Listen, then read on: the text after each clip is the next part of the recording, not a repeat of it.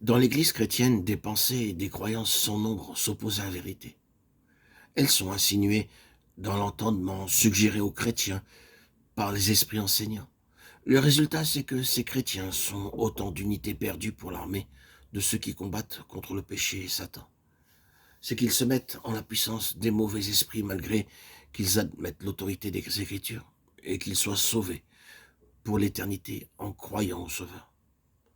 En conséquence, toute pensée, toute croyance devrait être examinée et pesée à la lumière de la parole de Dieu, non pas seulement à la lumière de quelques versets isolés ou portions des Écritures, mais à la clarté des principes qui se dégagent de l'enseignement général de la Bible. Puisque Satan peut appuyer son enseignement de signes et de prodiges, Matthieu 24, 24, 2 Thessaloniciens 2, 9, Apocalypse 13, 13.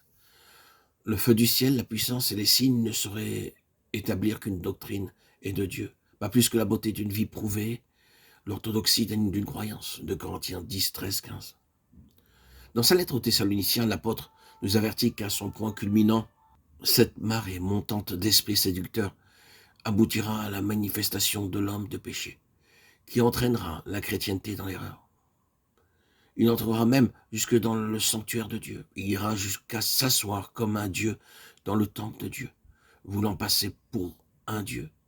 La présence de ce méchant est comparable à la présence de Dieu, et cependant, il vient avec la force de Satan, avec toutes sortes de puissances, avec des signes et des faux miracles, avec toutes les séductions qui portent à l'iniquité ceux qui périssent, parce qu'ils n'ont point reçu l'amour de la vérité.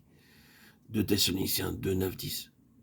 Les paroles que le Seigneur avait dites à ses disciples et que Matthieu nous a conservées.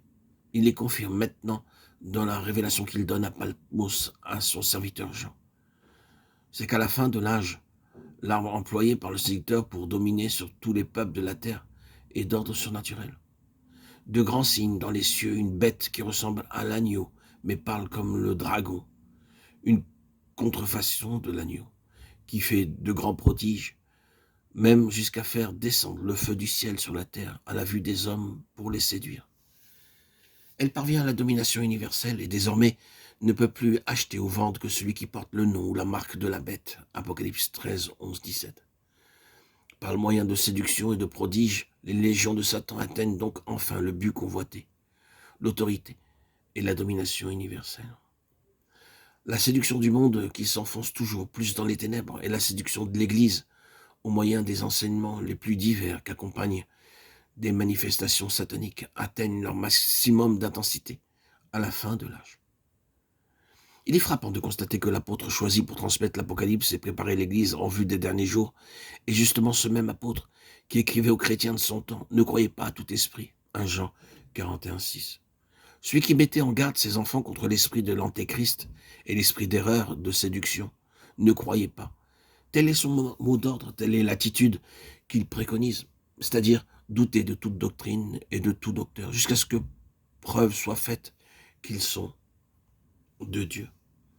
Éprouver les enseignements de peur qu'ils n'émanent de l'esprit d'erreur et ne fassent partie du plan de campagne arrêté par l'antéchrist pour séduire les nations et les amener à se révolter contre Christ.